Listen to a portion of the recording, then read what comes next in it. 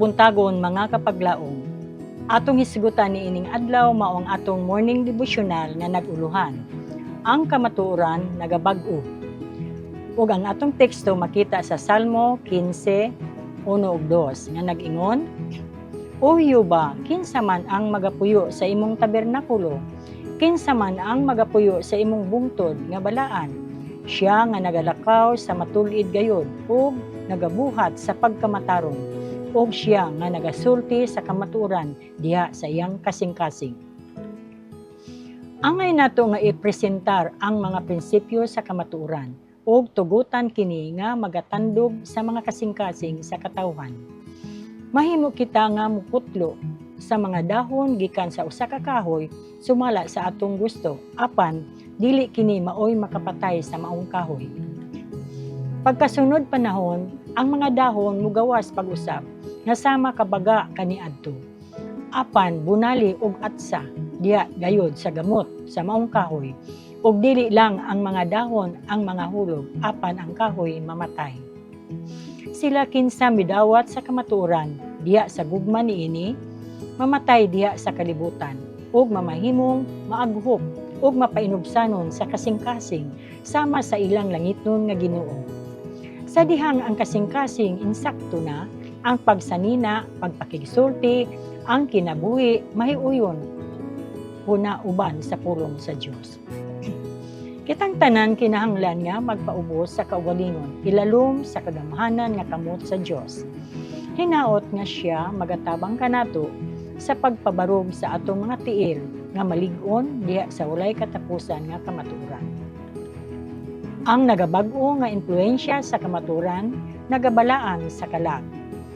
Siya nahigugma sa mga sugo sa Dios, ang iyang kahadlok ug pagkahinukman sa silot nawala. Ang gugma ni Kristo gipadayag diha sa iyang dako nga pagsakripisyo aron sa pagluwas sa tao maoy nagbungkag sa matag babag. Ang gugma sa Dios nagadagayday ngadto sa kalag ug ang pagkamapasalamaton nagagawas diha sa kasing-kasing nga kanhi bugnaw sama sa usa ka bato. Si Kristo gilansang, si Kristo ang atong pagkamatarong. Nagadaog sa kasing-kasing ug nagadala niini ngadto sa paghinulsol. Kini nga tema hilabihan kayanon nga ang mga kabataan makasabot niini, ang manggialamon ug adunay kahibalo na dani niini, samtang ilang nasabtan ang kalalom sa kaalam, sa gugma ug sa gahom nga dili gayud nila matungkad. Buot nato nga ipahibalo kining bililhon nga kamatuoran ngadto sa katawhan nga nagaapas na nagapos sa sala. Tuguti nga ang tanan makasabot nga si Kristo namatay alang sa ilang mga kalapasan, nga siya naghandom sa pagluwas kanila. Atong hinumduman nga adunay panginahanglan alang sa gibalaan nga mga sinulat o gibalaan nga mga dila.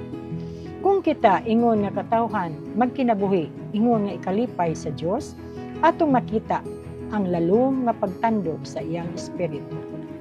Daghan ang mahimo alang ni adtong wala pa masukad nakadungog sa kamatuoran. Angay kita nga mapuno uban sa usa ka lalong nagauban nga pagbati sa bili, sa pagkabalaan ug sa kagahom sa kamatuoran. Mag-ampo kita mga kapaglaom. Amahan nga balaan nga anaa ka sa mga langit. Tabangi kami Ginoo nga ang kamatuoran nga among nabatnan, makita ang kiusaban sa among kinabuhi. Sa pagkinabuhi nga makita si Kristo Jesus, aron pagadaygon ikaw sa walay katapusan. Kay among gipangayo sa ngalan ni Ginoong Hesus. Amen.